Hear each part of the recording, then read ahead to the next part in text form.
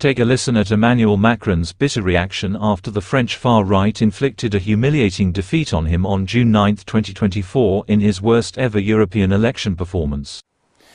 The far-right parties which, in recent years, have opposed so many advances made possible by our Europe, whether economic recovery, common protection of our borders, support for our farmers, support for Ukraine and so on, are progressing all over the continent. In France, their representatives reach almost 40% of the votes cast. For me, who has always considered that a united, strong, and independent Europe is good for France, this is a situation to which I cannot resolve. The rise of nationalists and demagogues is a danger not just for our nation, but also for our Europe, for France's place in Europe and in the world. And I say this, even though we have just celebrated with the whole world the landing in Normandy, and even though in a few weeks, we will have to welcome the world for the Olympic and Paralympic Games. Yes, the far right is both the impoverishment of the French and the downgrading of our country. So, at the end of this day, I cannot act as if nothing had happened.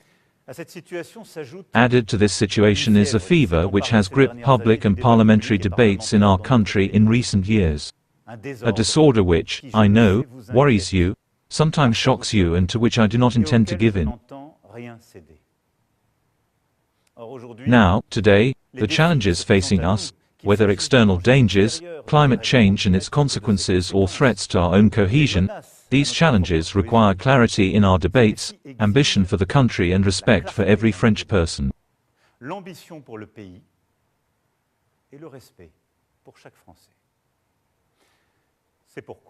This is why, after having carried out the consultations provided for in Article 12 of our Constitution, I decided to give you the choice of our parliamentary future again by voting.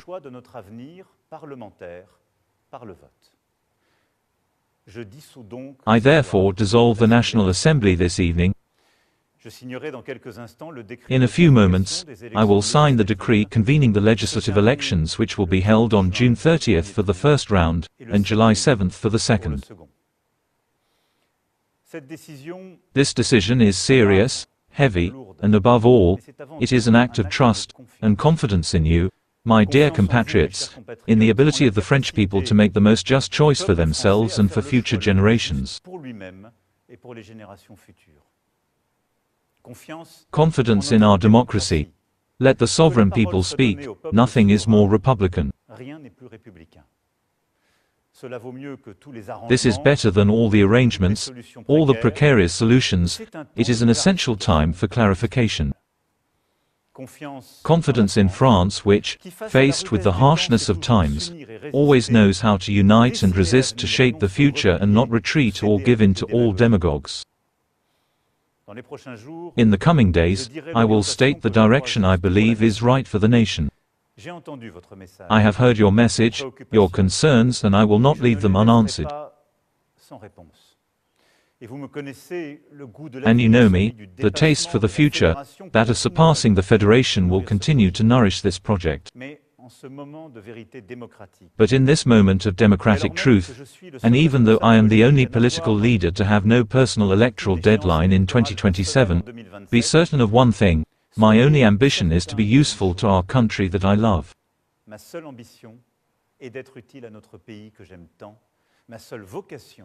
So, my only vocation is to you. I know I can count on you to vote massively on June 30th and July 7th. France needs a clear majority to act in serenity and harmony. To be French is to always rise to the occasion when it demands it. Knowing the price of voting and the taste of freedom, acting responsibly, whatever the circumstances, is basically choosing to write history rather than suffer it. It is now. Long live the Republic, long live France.